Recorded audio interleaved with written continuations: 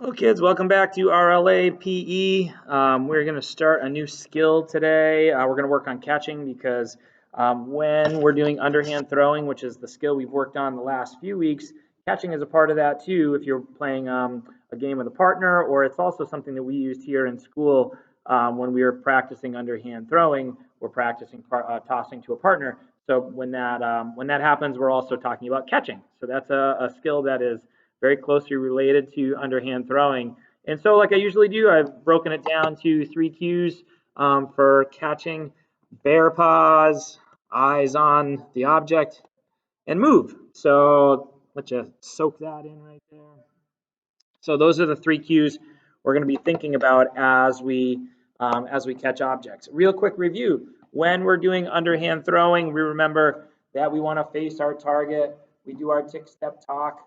We step with our opposite foot forward, and then we also stand up nice and tall, follow through towards your target.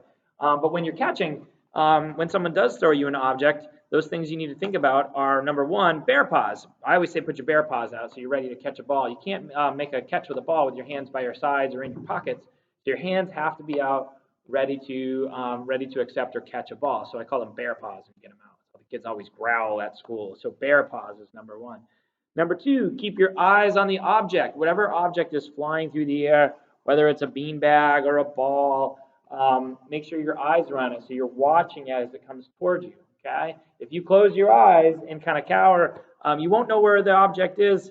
It might hit you, or you're going to drop it, or you won't see it to catch it. So make sure your eyes are open and you're watching the object as it comes to you. Okay, so that's number two, eyes on the object.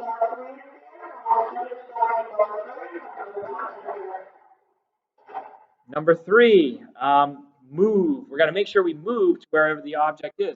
So whatever is being thrown to us isn't going to land right in our hands every time. So we have to be able to move and watch where it's going, track the object in the air, and then move to catch it with our hands out. So moving is a really important part of catching.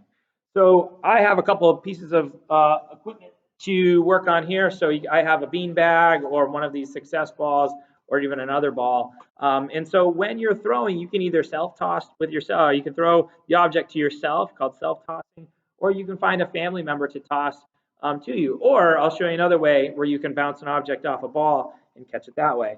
But if we're going to catch, I'm going to start with a bean bag. You can throw the beanbag into the air, make sure your hands are out, and you are catching it. So you throw it up into the air, keep your eyes on it as it's in the air, and try to catch it as it falls back down to you. Okay, so your hands are out, right? Okay, your eyes are on the object, and if you throw it to one side, you have to move to catch it. Okay, if someone's throwing to you, make sure that your eyes are on them wherever they let go of it. Make sure you're moving to where the object is. Okay, so if someone's tossing an object to you, same thing. Eyes are on it as it comes to you. Hands are out, ready to accept it, and that you're moving to try to catch. Now, I have a couple of objects like bean bags and balls. You can use a sock ball. That's what we've used in the past for a ball. If you don't have one at home, so you can roll up a pair of socks or 2 socks together and make a ball that way. Or you can roll up, you can make a tape ball. I've explained a couple of different ways this year that you can make a ball. We do a lot of our cues and our skills rather with the ball. So you should have one kicking around, or at least be able to make one with some of the lessons we've taught so far. And one more thing I told you is if you don't have a partner to throw with or a family member, I can show you one thing here is if you find a wall, right? I'm going to throw right up here, right above my name tag. And what I'm going to do is throw to that wall and catch it off the wall. Same thing. I have to be able to keep my eyes on it when I throw. I got to have my hands out, right? And I've got to be able to move to catch it because it's not going to go right where I want every time. Bus 7 is here. All students riding bus 7 come to the front entrance. Bus 7, there you go. So here I go. An underhand throw. I'm going to bounce and then keep my hands in the air and try to catch it. Bounce it off the wall. Okay. I do my tick, step, talk, bounce, and then catch. Okay. So make sure your hands are up. Okay. You're watching the ball wherever it moves or wherever it is, and then you're moving to catch. So you can bounce it off a wall, doing it that way if you want. Okay. That's an easy way to do a self toss to yourself. All right.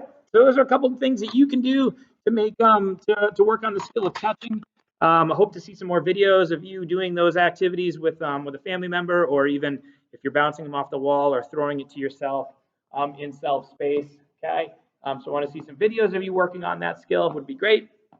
Remember to get outside, get some fresh air, and always stay active. You know that we want to make sure that we're moving around and getting our 60 minutes of activity each day. All right, everybody, great to see you. I hope to keep seeing your videos and doing a great job at home. Take care, everybody. Bye.